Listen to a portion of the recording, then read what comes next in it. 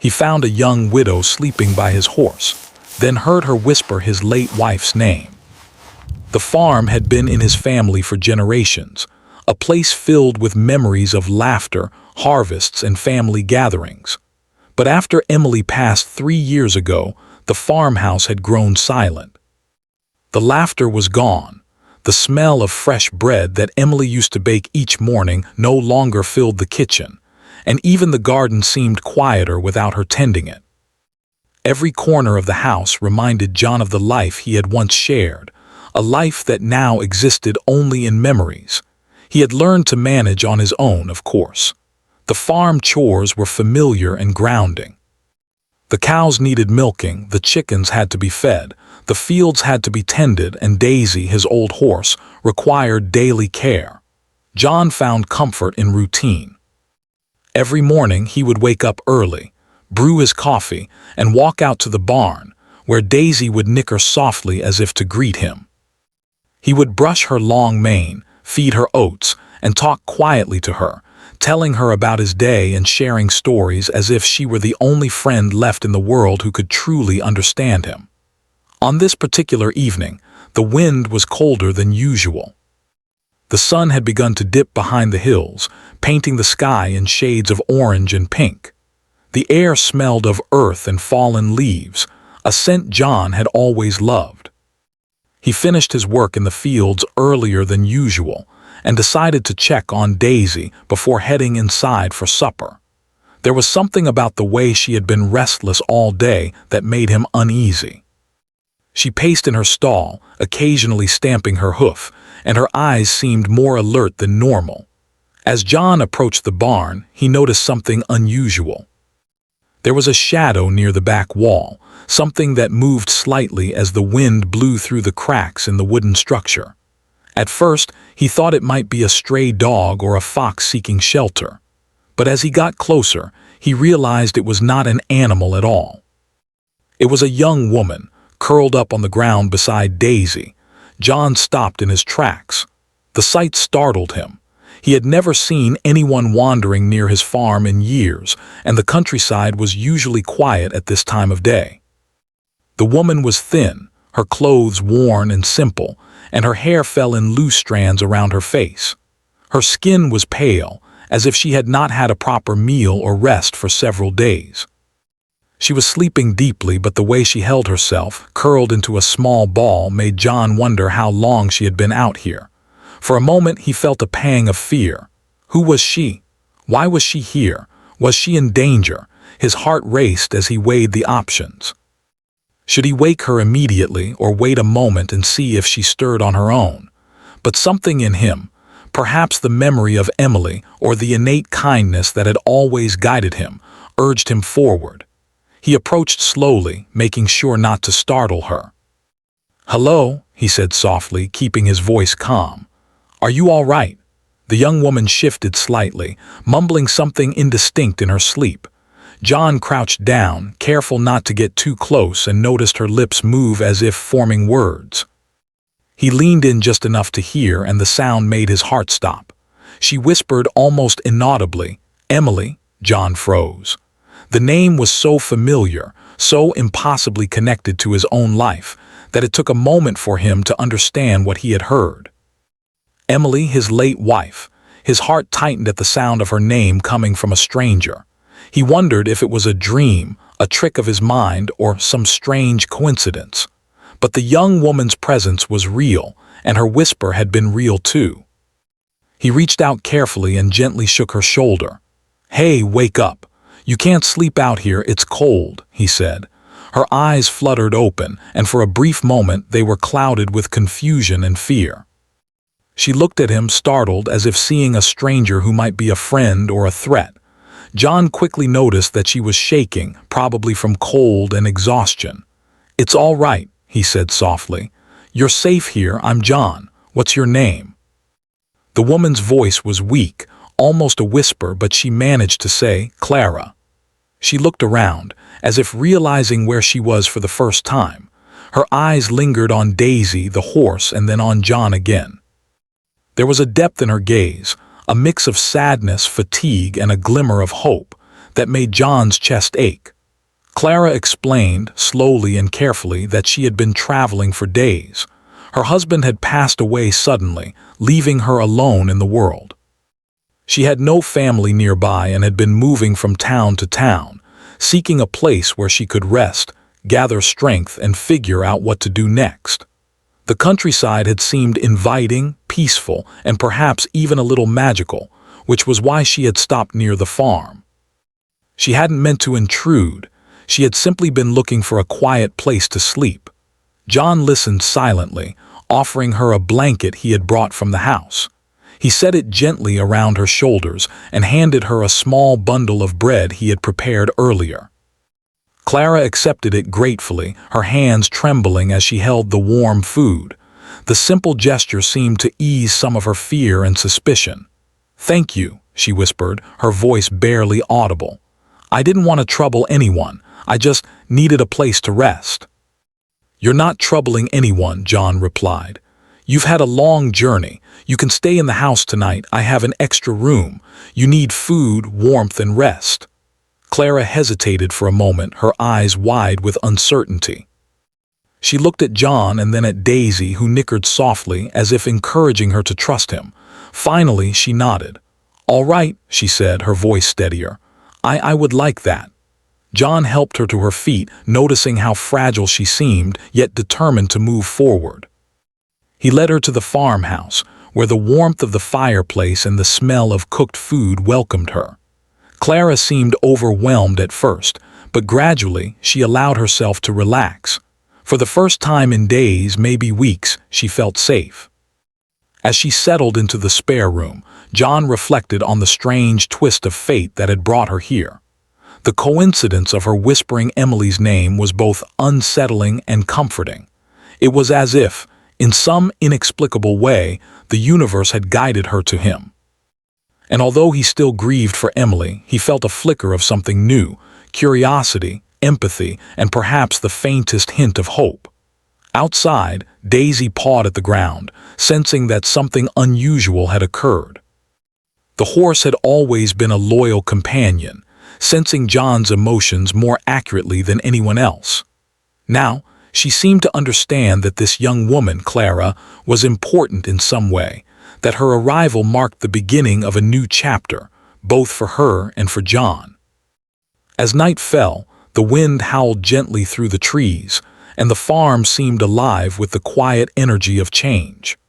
John returned to the barn one last time, making sure Daisy was comfortable and that Clara had everything she needed. He paused for a moment, looking at the stars that sparkled above the fields, and allowed himself to hope. Perhaps this meeting was more than coincidence. Perhaps it was a chance for healing, for connection, and for life to remind him that even after loss, unexpected surprises could bring light back into the darkest corners. And as he turned back toward the house, he realized that tomorrow and the days after would never be quite the same again. The next morning, the farmhouse was quiet but filled with a gentle warmth. Sunlight streamed through the windows, casting a golden glow over the kitchen table where Clara sat, wrapped in a soft blanket, sipping hot tea. John watched her for a moment, noticing the careful way she held the cup, as if afraid it might shatter. The way she looked around the room, observing the simple decorations, the photographs of his family, and the little mementos of Emily, gave him a strange mix of feelings.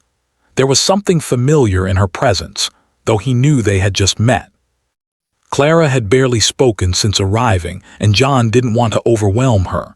Instead, he moved quietly around the kitchen, preparing breakfast, scrambled eggs, fresh bread, and some butter from the farm. The smell of the warm food seemed to ease some of Clara's tension. She looked up at him and offered a small smile, a silent thank you that warmed John's heart more than words ever could. Finally, after a long pause, Clara spoke. "I'm sorry about whispering that name last night," she said softly. Her voice carried a mix of embarrassment and sadness. "Emily, I didn't mean anything by it. It just slipped out. I had a dream about someone I knew long ago, and her name came to me in my sleep. I don't know why, but it felt so real." John's chest tightened at hearing the name, yet he felt a strange calm. "It's all right," he said gently. Hearing her name, it wasn't frightening. It felt strange, but not in a bad way. Sometimes memories find us in ways we don't expect. Clara nodded, her eyes glistening with unshed tears. "I've been carrying so much sadness. Since my husband passed, I've felt lost. I've been traveling from place to place, looking for some kind of peace, but nothing seemed right. I didn't know where to go, and then I just ended up here." John felt an ache in his heart, understanding too well the weight she carried. The grief of losing someone you love deeply could feel unbearable. He remembered how empty the farmhouse had felt when Emily passed, how long the days dragged, and how even the laughter of friends seemed hollow.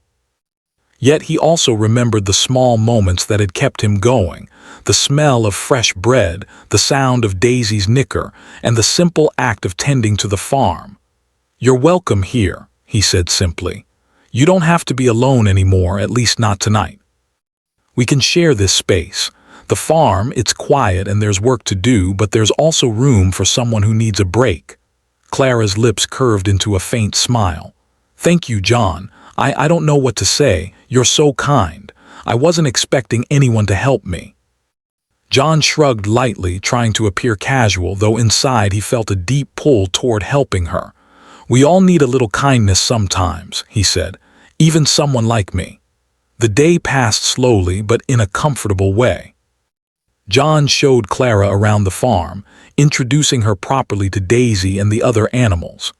Clara seemed hesitant at first, unsure how to approach the animals, but soon she relaxed, softly talking to the horse and laughing as Daisy nuzzled her hand.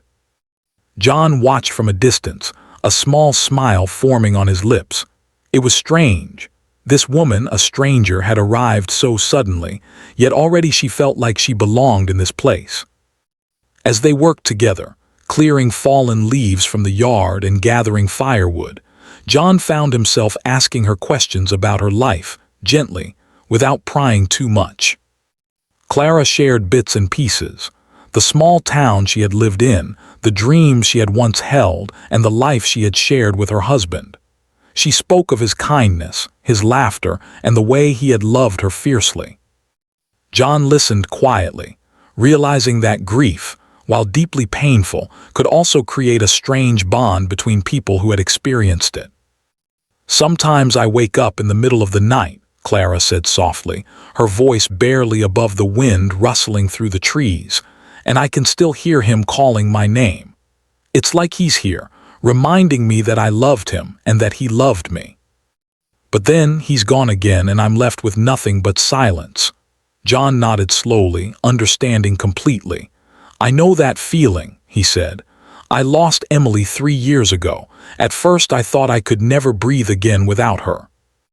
The house felt empty, the farm felt empty, even Daisy seemed to notice. But over time, I learned to keep moving.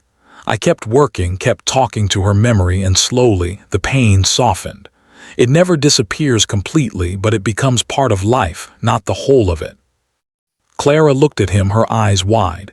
"Did it ever get easier?" she asked. "I don't know if it will for me." John thought for a moment, then replied, "It gets different. The sadness doesn't vanish, but you learn to carry it. And sometimes life surprises you. Sometimes someone comes along and reminds you that there's still warmth even after loss." He paused, glancing at her. "I think maybe that's why you ended up here." Clara blinked, surprised. "You mean fate?" she asked quietly. John shrugged, uncertain. "Maybe fate. Maybe chance. I don't know. But I do know that people often meet when they need each other most. Maybe we can help each other in small ways at least." As the day turned into evening, John prepared a simple meal for them both. Clara helped where she could, chopping vegetables and stirring the pot under his guidance. The conversation was light at first, about the weather, the animals, and the farm work. But gradually it grew deeper, touching on memories, dreams, and the feeling of being alone in the world. After supper, they sat near the fireplace. The flames danced and flickered, casting shadows across the room. Clara gazed into the fire, her expression thoughtful. "It's strange," she said softly. "I came here hoping for rest, maybe even escape, but now I feel something else. I feel understood somehow. It's like meeting you reminded me that not all people are gone from the world, that kindness still exists." John felt warmth spread through his chest. "I know what you mean," he said. "Even after losing someone, the world can surprise you. Sometimes the people you meet, even by accident, can help you heal in ways you never expected." There was a comfortable silence after that, filled only by the crackling of the fire and the soft sounds of the farm outside. John noticed that Clara had begun to relax fully, leaning back in her chair, her eyes soft and peaceful.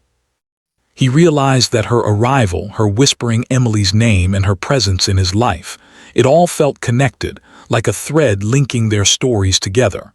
Finally, Clara spoke again, her voice barely audible over the fire. "I think I was afraid of being alone forever. But tonight I don't feel so afraid." John nodded. "You don't have to be," he said simply. "You're welcome here, always."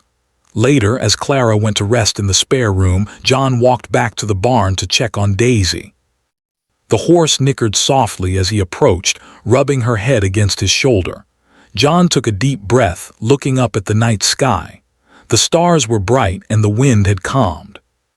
He thought about the strange twist of events that had brought Clara here, about her whispering Emily's name, and about the feeling that maybe, just maybe, life was giving him a chance to open his heart again.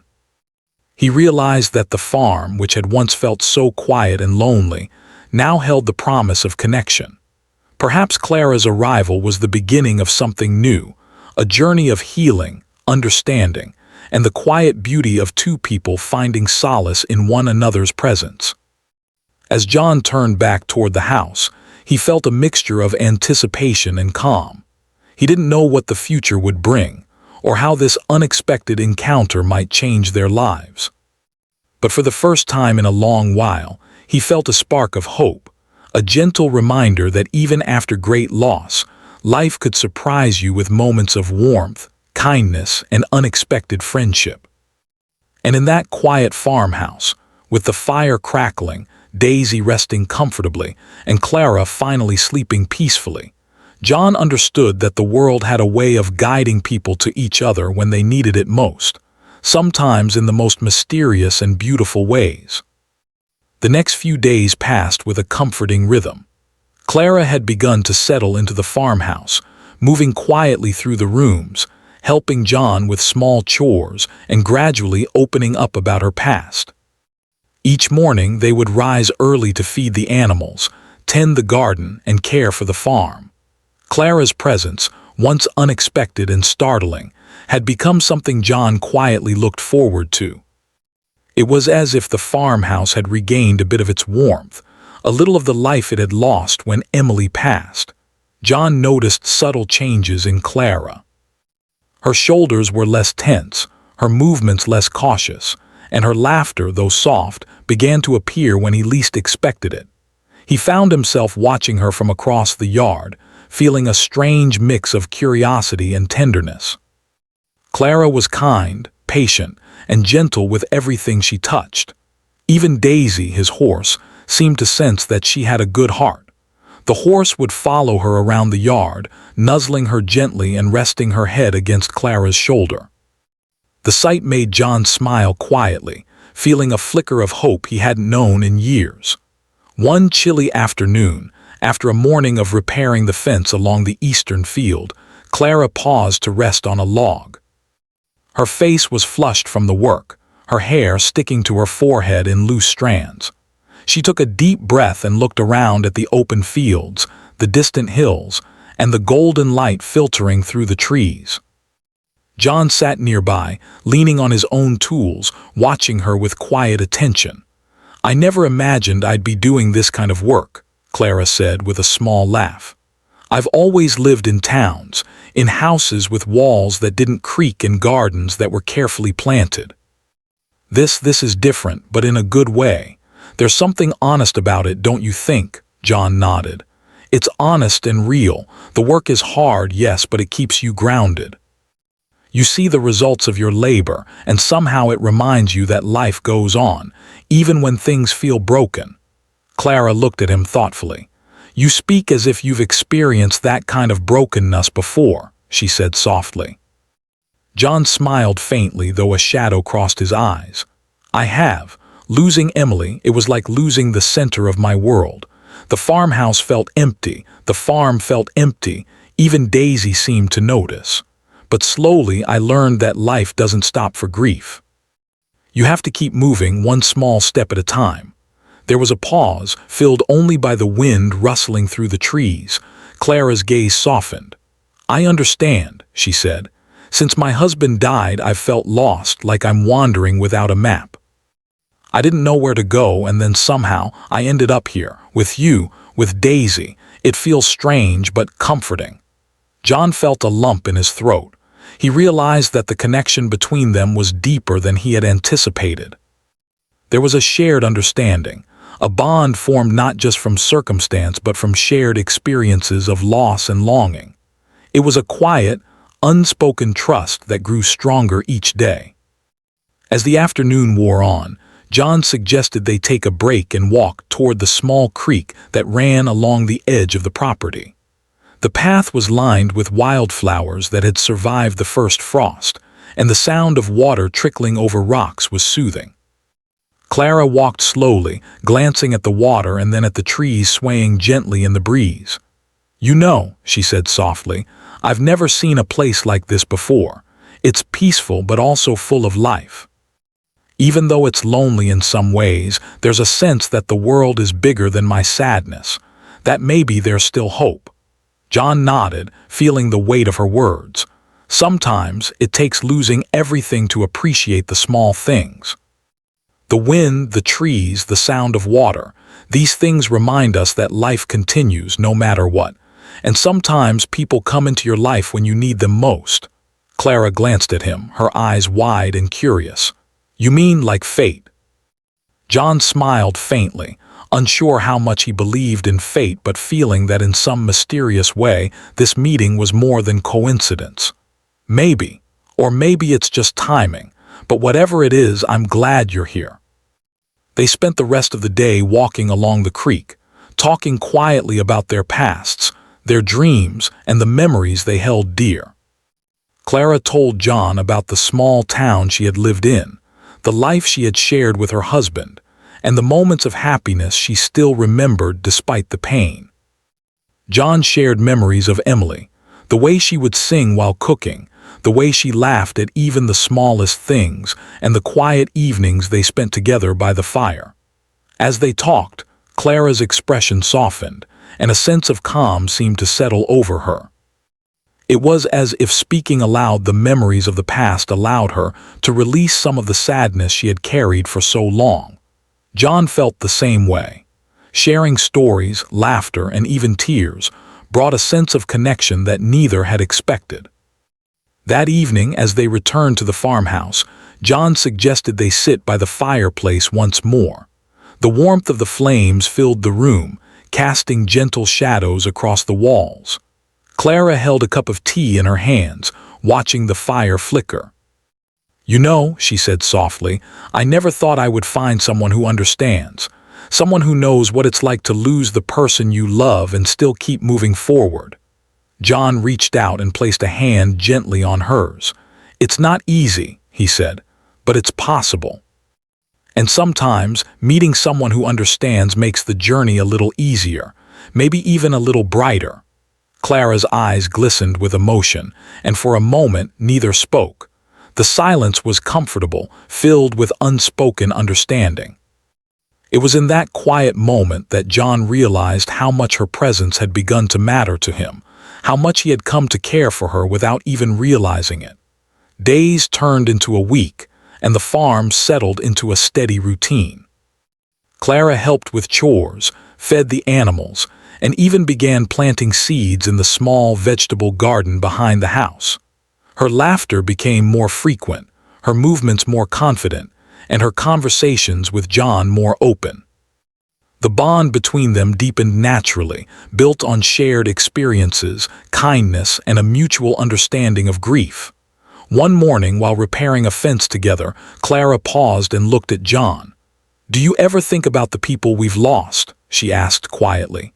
John nodded. "Every day," he replied. "Sometimes it feels like they're still here in small ways, in the wind, in the animals, in the memories we carry. But we have to keep living too. That's what they would want for us." Clara smiled faintly. "I think that's why I ended up here. Not just for rest, but to remember that life still goes on, and to find someone who understands." John felt a warmth spread through his chest. "I think you're right," he said. "Life has a way of guiding people to each other when they need it most.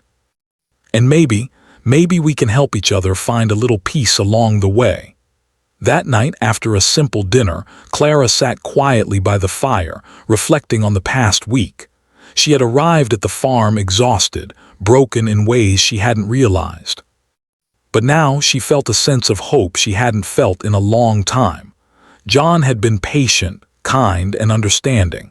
He had welcomed her without judgment and had given her a space to heal. For the first time since her husband's death, she felt the possibility of moving forward, of finding joy again. John, too, felt a shift within himself. The farmhouse, once filled with echoes of loss and silence, now held warmth and laughter. Clara's presence reminded him of the goodness in life, of the unexpected ways people can enter your world and bring light with them.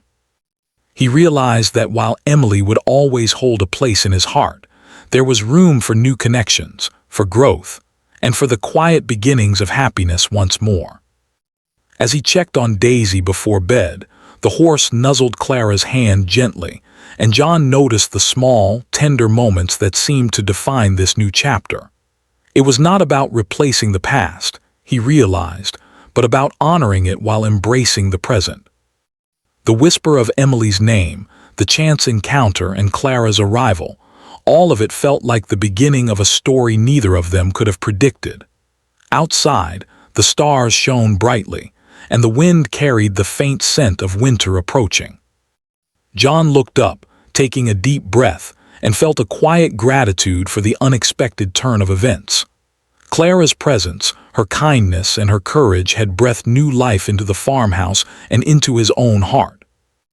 And as he returned to the warmth of the fire, he understood that some connections were meant to heal, to comfort, and to remind people that even after great loss, life could still surprise them in the most beautiful ways.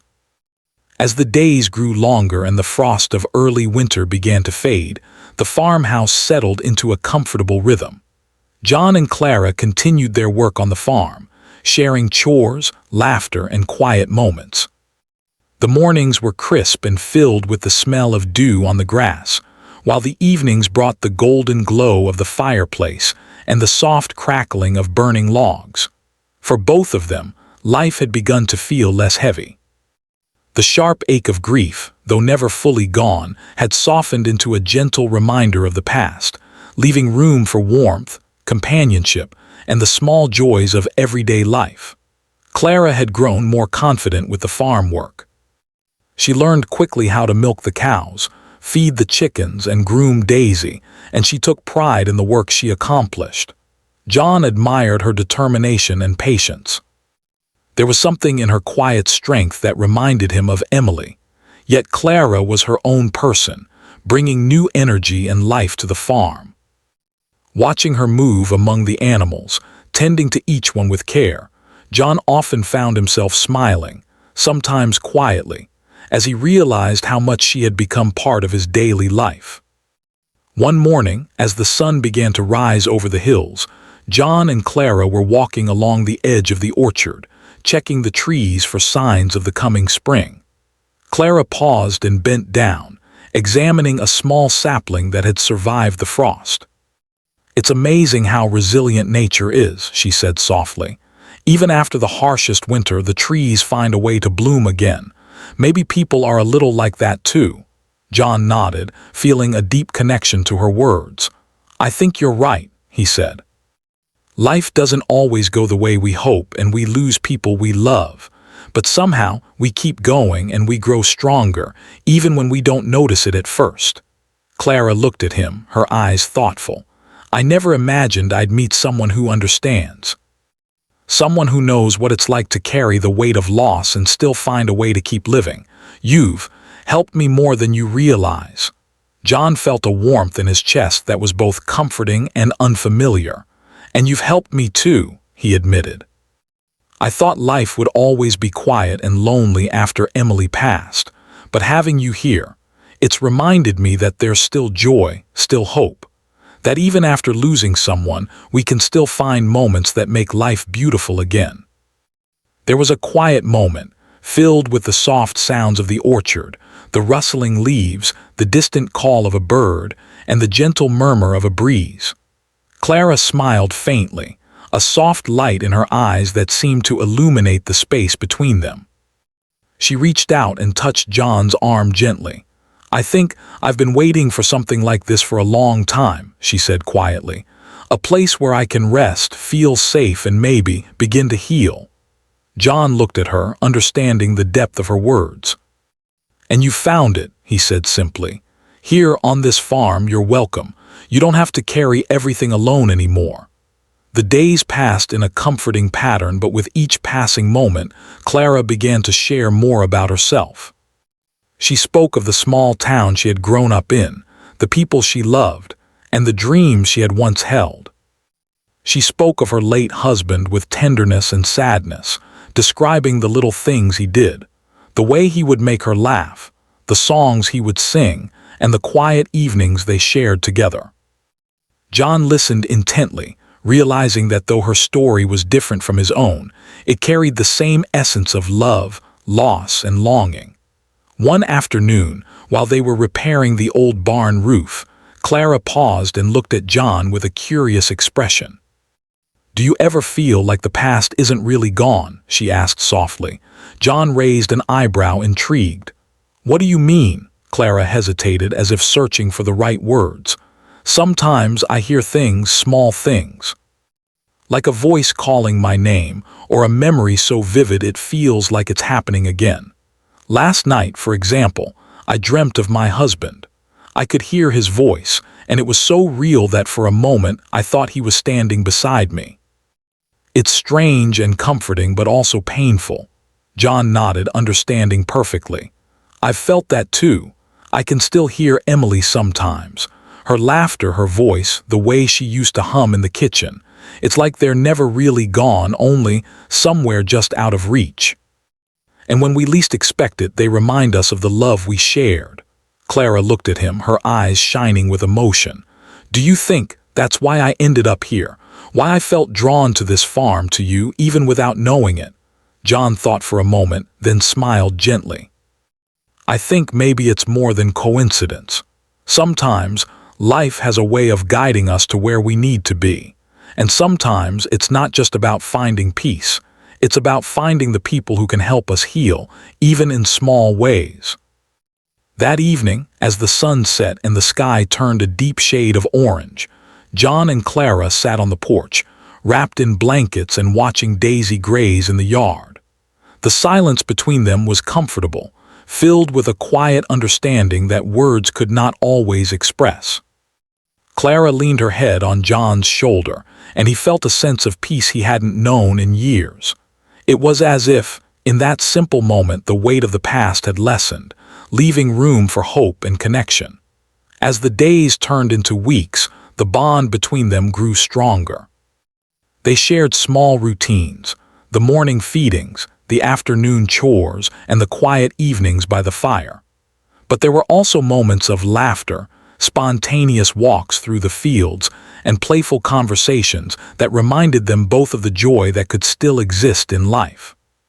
John realized that he was beginning to feel something he hadn't felt in a long time, a quiet happiness that was steady, comforting, and real. One morning, as they walked through the orchard, Clara paused and picked up a fallen branch, twirling it thoughtfully in her hands. "Do you ever think about what comes next?" she asked quietly. John considered her question. "I try not to think too far ahead," he admitted.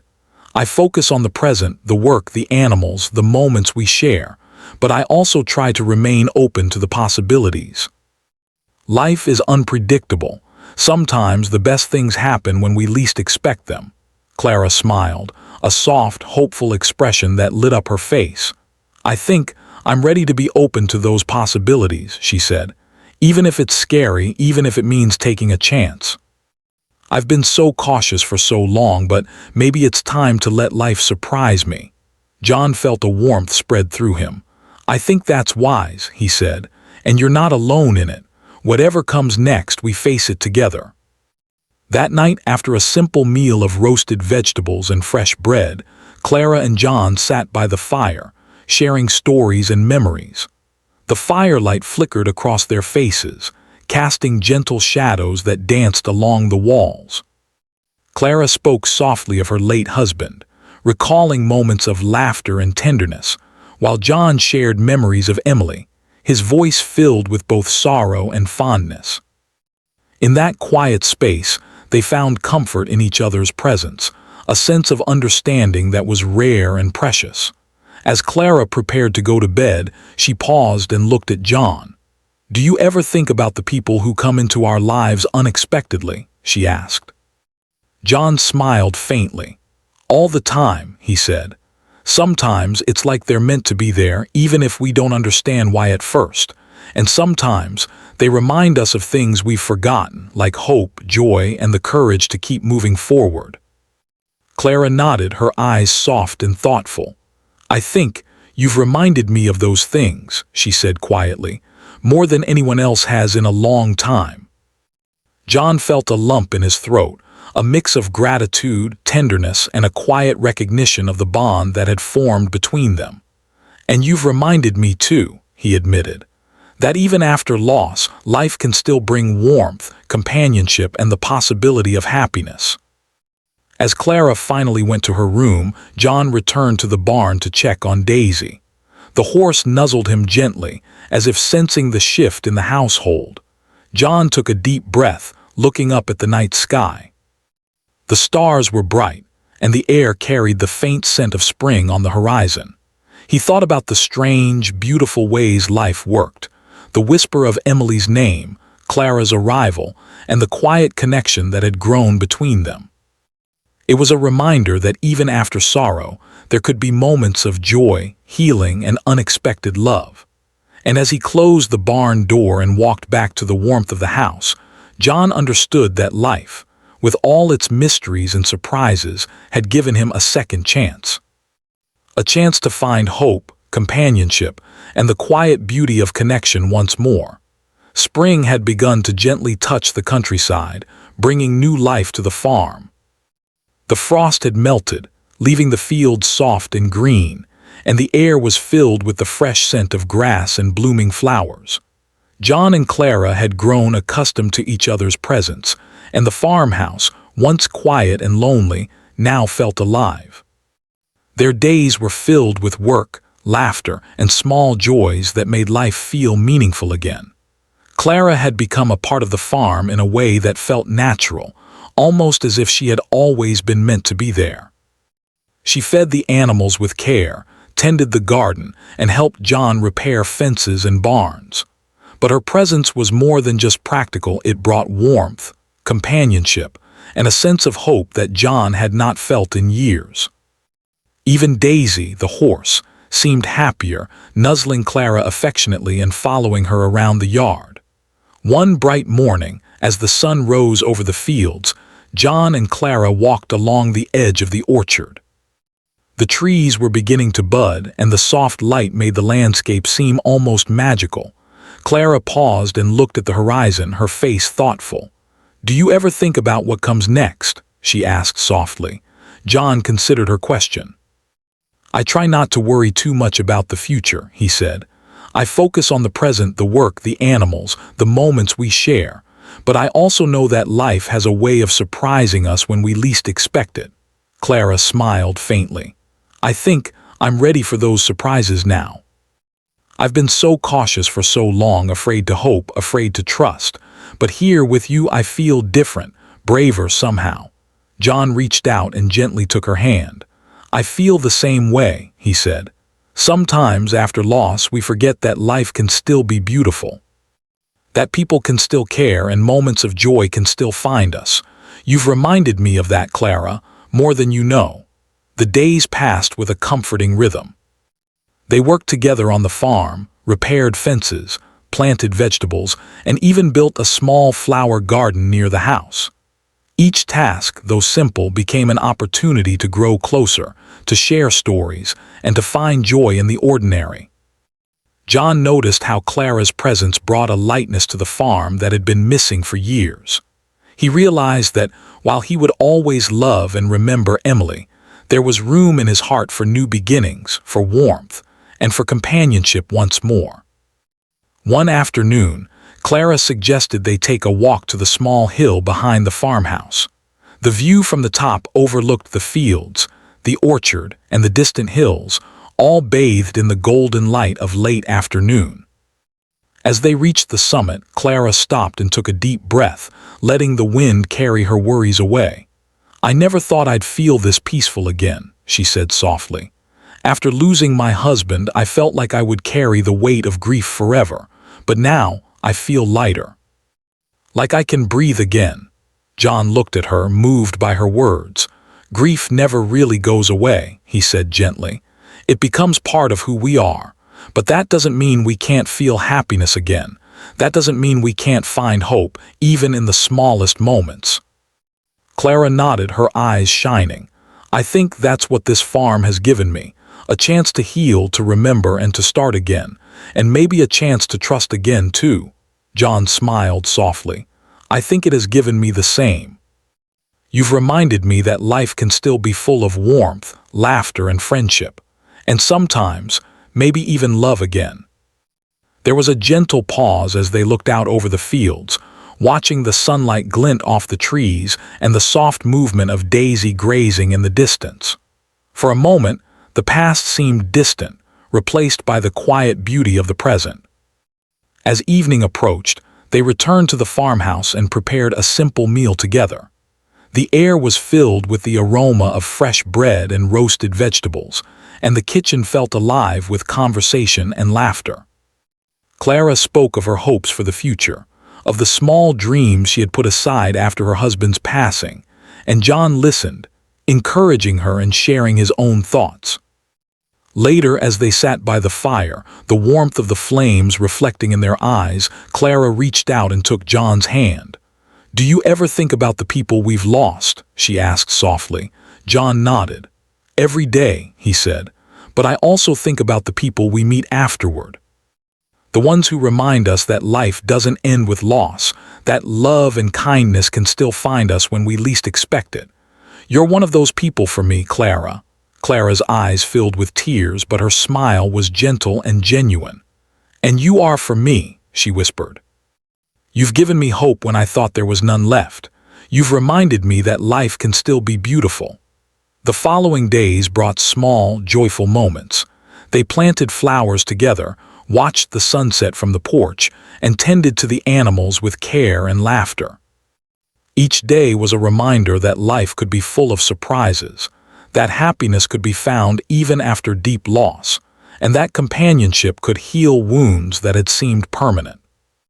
One morning, as they fed Daisy and the other animals, Clara paused and looked at John with a thoughtful expression.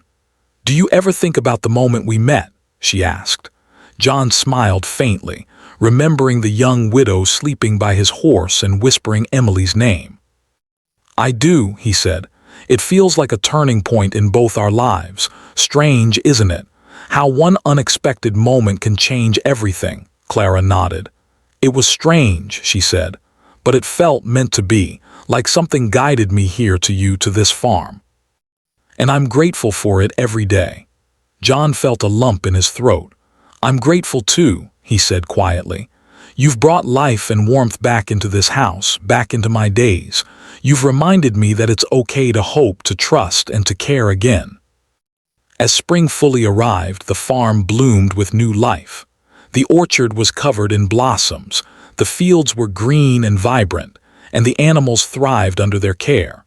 John and Clara had grown inseparable, their bond deepening with each passing day. They shared quiet mornings, peaceful afternoons and warm evenings filled with laughter and conversation. The farmhouse, once a place of grief and loneliness, had become a home full of love, hope, and connection. One evening, as they walked along the edge of the orchard, Clara stopped and looked at John. "I never imagined life could feel this full again," she said softly. "I thought after losing my husband I would always be alone, but now I feel like I've found a second chance. And I want to embrace it fully." John took her hand gently. "And you should," he said. "Life is precious and moments like this are rare. I don't know what the future holds, but I do know that I want to share it with you, to build a life filled with kindness, laughter, and love."